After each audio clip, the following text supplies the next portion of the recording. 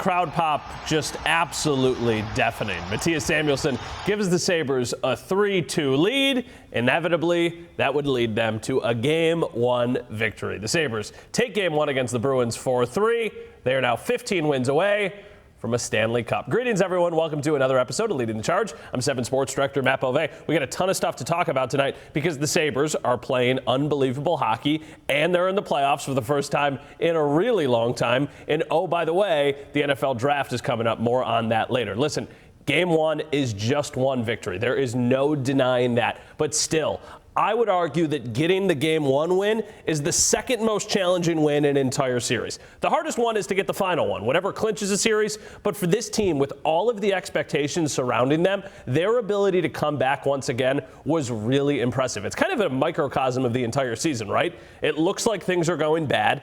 When everybody started to count them out, they woke up, they erase a deficit, and they get a win. So yes, it's important, but at the same time, they're trying to turn the page.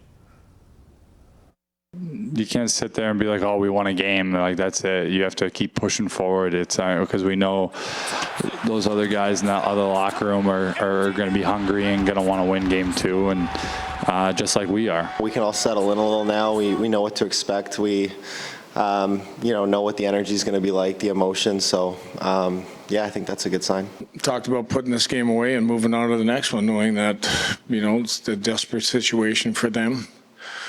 No team really wants to go down 2 games to none. We'd like to put them in that situation. All right, so the Sabres have an opportunity to do that. Puck drop in Game 2 is tomorrow night. That's Tuesday at 7:30 as the Sabres look to really take a stranglehold on this series, and we'll see how it ultimately plays out. All right, we are now joined by my friend and buddy, this is the same thing, I don't know why I said that, Matthew Fairburn from The Athletic. He's somebody who I spend a lot of time in the press box talking to about these games. We were talking about this series well before it even happened. So hi, friend and buddy, Matthew Fairburn. Thank you for doing this. It's good to be here. Good to be a friend and a buddy. Look at that. I was going to say, 2-for-1 deal. What'd you think of last night? There's so many different ways we can go with this. I was listening to your podcast this morning as I was getting ready for the day. Last night was chaos. What's the biggest takeaway you have? Yeah, it was absolutely chaos. It felt like one of those, singular sporting events that you're going to remember forever, right? Yeah. I think anybody that was there, it seems hyperbolic in some ways because it's not like they won a trophy or anything, but when you wait that long for something, it builds up the emotion, the anticipation, and it's cool to see Buffalo, returning as, not that it ever left as a hockey city, but returning to the national stage and everybody getting to see what this was all about. And the way the Sabres handled it is incredibly encouraging for what could happen the rest of the postseason, because there was a minute there in the third period where you thought, boy, if they feel nervous now, wait until they're down 0-1, right? Yeah. And trying to win Game 2 at home. And then they pull it out in the fashion that they did, and you start to think playoff experience kind of goes out the window. They got plenty of it now, and that confidence could be a dangerous thing. Okay, so I think about that. I think actually about some of the questions you were asking this morning. We were at the morning skate press conferences. You were talking about Buffalo being in the spotlight. I thought the general consensus from the players was like, hey, this was awesome. Turn the page. We know we've got another game tomorrow night. But how big is this win for the psyche, for the mentality, for just also taking control of the series early on?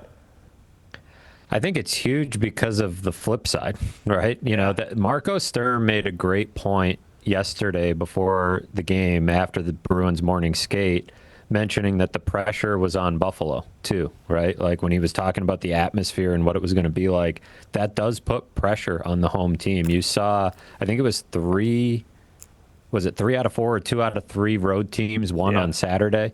And that can be a dangerous thing in a series when you steal one early on the road and you start to build some confidence that way and put a team on their heels.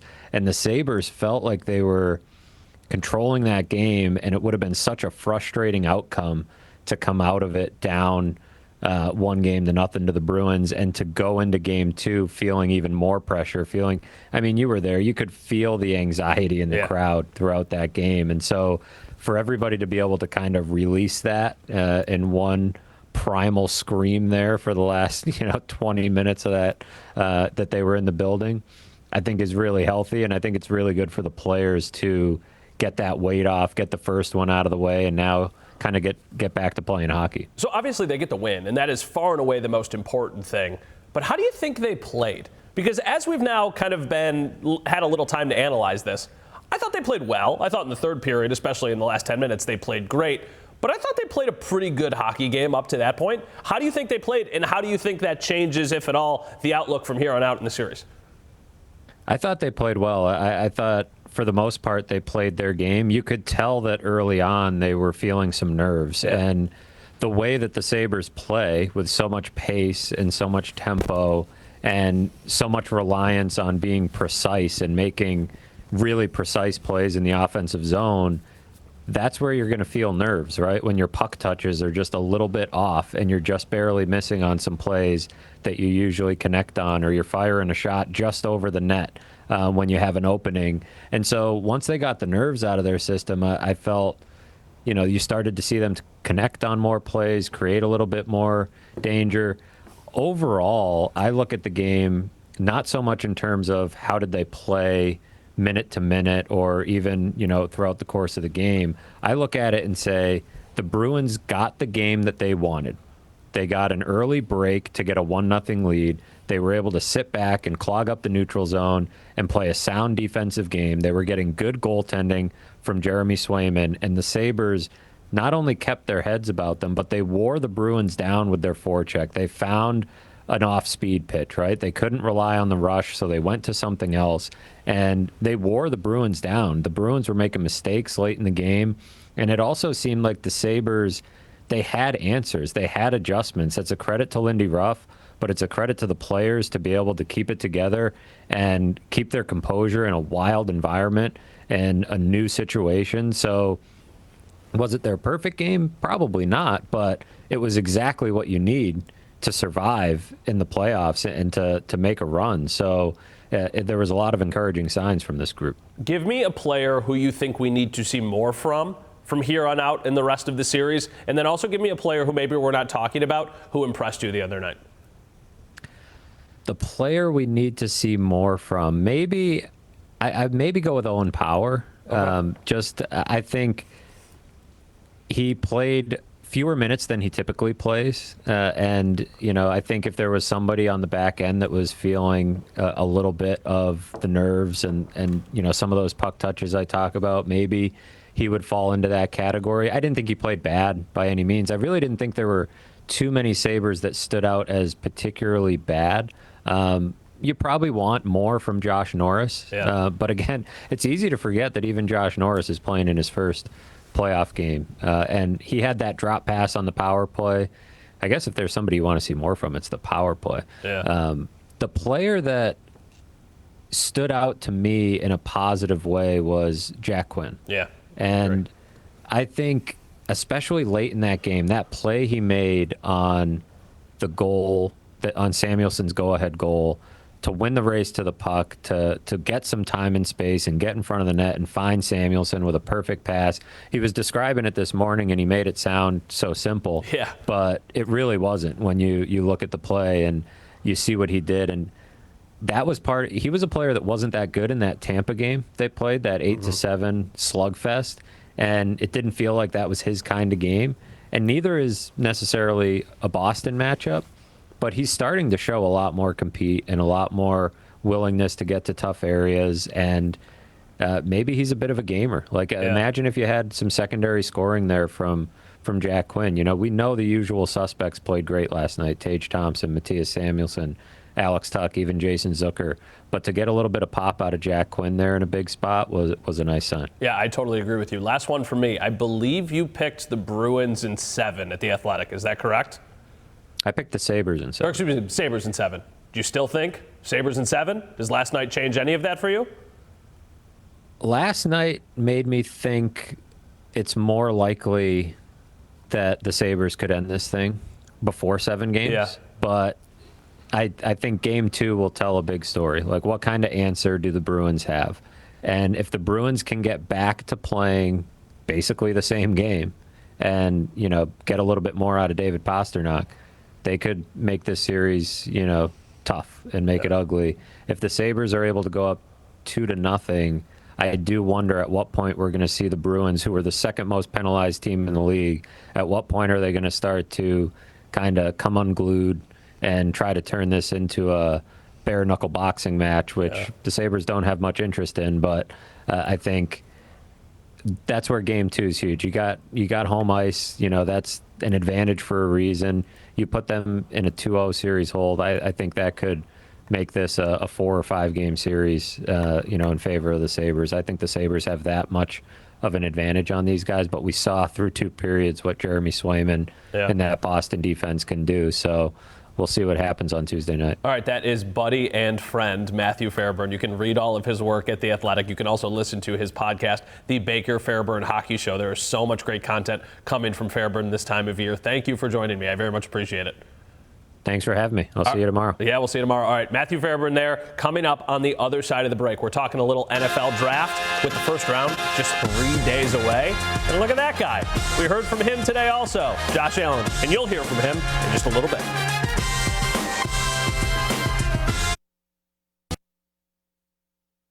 NFL Draft Week is here, everyone. Matt Beauvais, joined by Dan Fates, Buffalo Plus. So we're a couple days away as we're recording this from the draft.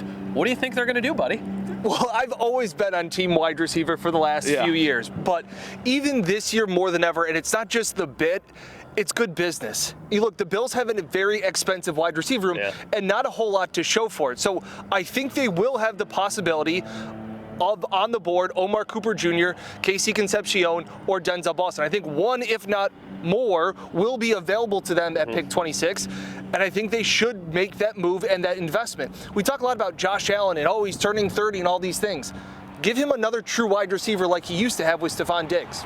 So do you think that's realistic, though? That's what you think they should do? That's what I think they should do. What do you think they will do? I think they would like to trade back. Yeah, I think so too. But I don't know if that's, everybody always talks about there's going to be so many trades and everybody wants to trade back. That means you need somebody to trade up. And because of the lack of quarterbacks in this draft class that are seen as first rounders, I don't know how many teams from middle of the second round or early in the second round are going to want to come up to 26 and give up draft capital. So I think they may be in a tough spot.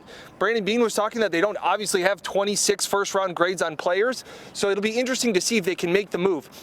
It wouldn't be the most exciting pick to go defensive tackle, but I can understand how they want to rebuild this defense. It's kind of like baseball. You want to build defensively right up the middle, catcher, shortstop, center fielder. So I can understand they want to be better in the run game against the run.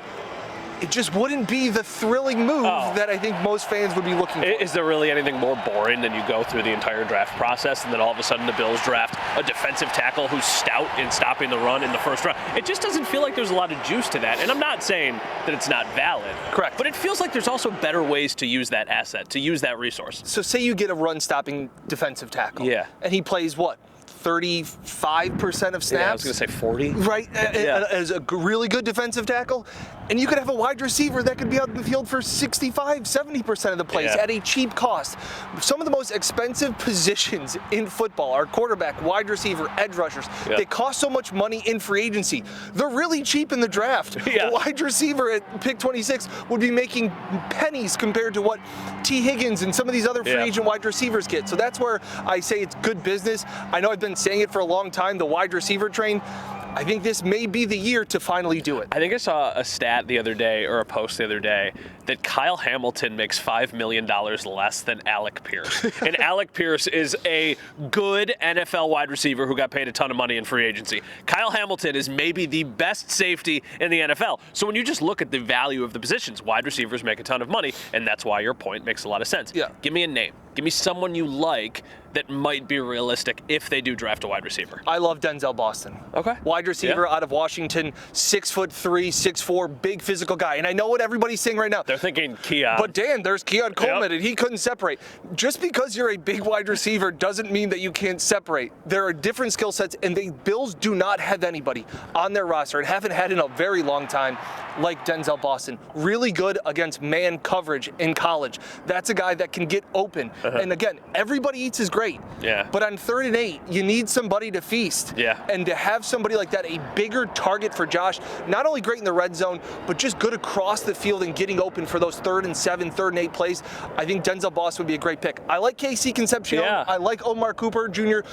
They've got those guys. They've got the DJ Moore. They've got the shifty slot guys. I'm looking for somebody on the outside who can set up and win. That's what I think they're lacking. And I think for all the changes that they need to make on the defense and retooling it with Jim Leonard and all these things, that's great. The Bills didn't have a true outside wide receiver that could go down the field and catch balls in big games. We saw that with Brandon Cooks. They've tried to piece it together with Gabe Davis. Yeah. Getting a young, talented wide receiver in at a good cost, I think, is smart drafting. Now, the only thing to that's a counter is we just left a Joe Brady press conference. Yep. And he's talking about Keon Coleman Yes, and he how is. much he believes in him. He sure is. If they're drafting a wide receiver in the first round this year, I don't think Keon's on the team. Now, I also understand he has to say that. He sure Absolutely has to say it. But doesn't it feel like they're even going a little further than like they have to make sure they're protecting their asset? Like, I'm almost getting the sense like Keon's definitely back, right? In Joe Brady's mind, he definitely is. It's just a matter of who's making the final call. And that's the big thing, too. Follow what they do, not what they say. And I go back to a few years ago when Spencer Brown had the back injury his second year and he wasn't good. And I remember going into that weekend of the draft going, if they draft a tackle, It tells us what we need to know. and they didn't. Yeah. And Spencer Brown's back really was a problem, and he's played great ever since then. So that's part of it. So while I do understand all of this talk about Keon's doing all the right things and they believe in Keon Coleman, that's great. Yeah. That's all just words. What they do with their actions is going to say a lot coming out of this weekend. I like that. Follow what they do, not what they say. Follow the money. Is that a Catalana thing? It's a Catalana Jenna thing. I was going to say, She it's says pretty a lot. good. Jenna says it a lot. It's about men. I was You know, follow what they do. I was like, It's one of those. I was like, wow, that's really, really good. Give me a wild card to close out. Give me a position that maybe we haven't spent enough time talking about, because I think I have one that could be like really fun and sneaky. What is yours? Corner. Okay, really? Mine's also a defensive back. Mine would have been safety. Okay, yeah, I can definitely see safety because, look, I think you like what you saw out of Cole Bishop last year, but C.J. Gardner-Johnson is on a one-year deal. Yeah. So, like, there is nothing after that. And he can also play all over the field. Correct, and you also don't know what you have in Jordan Hancock. There's another guy that's coming off of an injury. So, but I've seen a lot of mock drafts. I don't get it. I don't get it either. They have two really young, highly valued like they just spent a first-round pick on Max Hairston. They just gave a contract extension to Christian Benford. They sure did. I just don't understand the point. So, obviously, if there are a lot of mock drafts that we're seeing from people that are much more dialed in than we are, and they're mocking corners to the Bills, maybe Jim Leonard doesn't like what he sees in Max Hairston. Maybe that's some of the tea leaves. That is pure speculation. I have nothing to back that up. But again, follow what you say. Follow what they do and not what they say. Brandon Beane talked about it earlier this week, or whenever this airs. He talked at his pre-draft evaluation that Max has got to stay on the field. Max has to know it. He's got to armor his body. He's a smaller corner. Yeah. Maybe that's not what Jim Leonard wants. Yeah. Maybe Jim Leonard comes in and says, hey, I need a bigger corner here. I need Pat Surtain. We all would like Pat Surtain, exactly. So that's the one thing that I've always kind of had my antennas up going, like Brian Windhorst meme, like, what's this all about? All right, that is Dan Fates from Buffalo Plus 13 Wham. If you're in Rochester, you can follow along with everything that they do. You can like, comment, subscribe, the whole thing. Him, Jenna, and Mike. There it is. I almost said him, Jenna, and Dan. Yep. Thanks, buddy.